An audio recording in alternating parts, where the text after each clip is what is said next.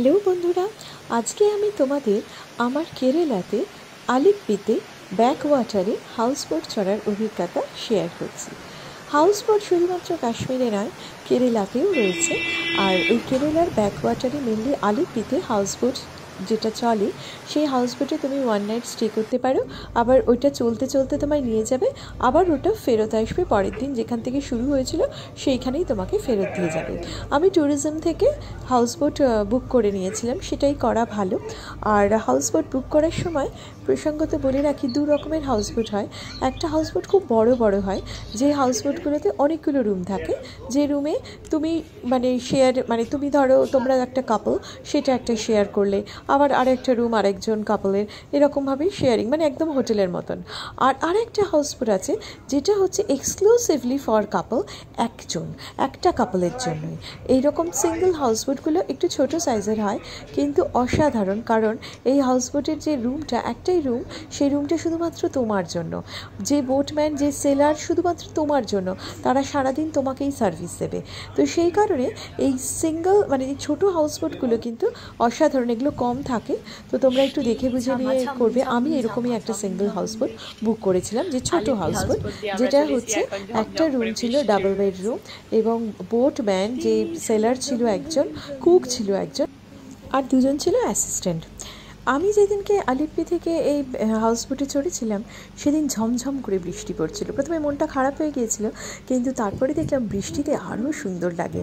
চারদিক খোলা, হাউসবোটটা দেখতে পাচ্ছ চারদিক খোলা থাকে, আর বাইরে বৃষ্টি পড়ে যাচ্ছে, আর যে সেলার সে তো চালিয়ে যাচ্ছে, আর যে রান্না করছে সেই কুক, সে সারাদিন ধরে রান্না করে যাচ্ছে, প্রচুর রান্না করেছিল। এবং আমি একটা সময় বারণই করলাম যে এতটা বেশি রান্না করো না, এত রান্না করে যাচ্ছ কেন, কিন্তু ওরা রান্না করে যাচ্ছিল। আর ওরা যেহেতু এটা প্যাকেজের মধ্যে থাকে, পুরো প্রাইসটা ব্রেকফাস্ট, লাঞ্চ, ডিনার পুরো একটা প্যাকেজের মধ্যে, এবং পরের দিনেও ব্রেকফাস্ট, এই পুরো ব্যাপারটা হচ্ছে একটা গোটা প্যাকেজে থাকে। এইবার এই হাউসবোটে চলতে চলতে ওরা এবার কিছু কিছু জায়গায় স্টপ দেয়। আবার মজা লাগে যখন কেউ কেউ আসে মাছ বিক্রি করার জন্য। কিছু জায়গা, কিছু হাউসবোট ছোট ছোট আবার আসে, কোনো ছোট ছোট বোট আসে যারা মাছ বিক্রি করে, এবং একদম টাটকা মাছ। ওরা বলে যে এই টাটকা মাছ একদম নদীর থেকে, ওই ব্যাকওয়াটার থেকে তুলেই পুরো বিক্রি করছে, এবং সেই মাছটা এরা কেটে পরিষ্কার করে রান্না করে দেবে। খুব একটা, যারা খেতে ভালোবাসে, আমার মতন যারা খেতে ভালোবাসে, তাদের জন্য তো একটা অসাধারণ সুযোগ, যে ব্যাকওয়াটার থেকে পুরো মাছ তুলে এনে সেই মাছটা ভেজে মশলা মাখিয়ে ওরা ভাজে। জেনারেলি কেরালার মধ্যে এই রান্নাটা দেখছি, মাছের গায়ে ভালো করে মশলা মাখানো হয়, তারপর ওটা ভাজা হয়, এই ভেজে তারপরেই হচ্ছে একদম তোমার প্লেটে। তো দুপুরবেলায় রাজকীয় খাবার ছিল, এত রকম খাবার খেয়ে পুরো পেট মারাত্মক ভরে গিয়েছিল আমার। আবার বিকেলের দিকে ওরা এক জায়গায় নিয়ে গেছিলো যেখানে মাসাজ করে। কেরালার যে বিখ্যাত মাসাজ, সেই মাসাজ সেন্টারও কিন্তু এই ব্যাকওয়াটারের মধ্যেই ফ্লোটিং, ভাসছে।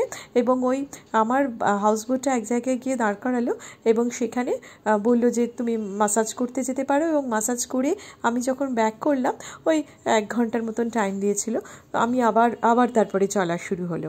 তো এই রকম একটা অসাধারণ অভিজ্ঞতা। আর সব থেকে যেটা খুব ইন্টারেস্টিং কথা একটা বলি, মনে পড়ে গেল, আমার ঘাড়ে খুব ব্যথা হয়েছিল। তার আগের থেকে প্রায় 1 মাস ধরে আমার ঘাড়ে কিন্তু একটা অদ্ভুত পেন ছিল। এই ব্যাকওয়াটারে এখানে যারা আমাদের মাসাজ করে দিয়েছিল, সেই ব্যথাটা কিন্তু পুরোপুরি সেরে গিয়েছিল। কোনো রকম ওষুধ খেতে হয়নি, ওদের ম্যাসাজটা এতটাই ভালো ম্যাসাজ। তো কেরালাতে তোমরা জানোই যে কেরালার ম্যাসাজ অসাধারণ। তাহলে এবার আমরা রাতে স্টে করেছিলাম, এই হাউসবোটটা রাতে এক জায়গায় স্টে করে, আবার পরের দিন সকালবেলায় নিয়ে চলে আসে। কেমন লাগলো আমার ভিডিওটা অবশ্যই কমেন্ট করে জানিও। টাটা।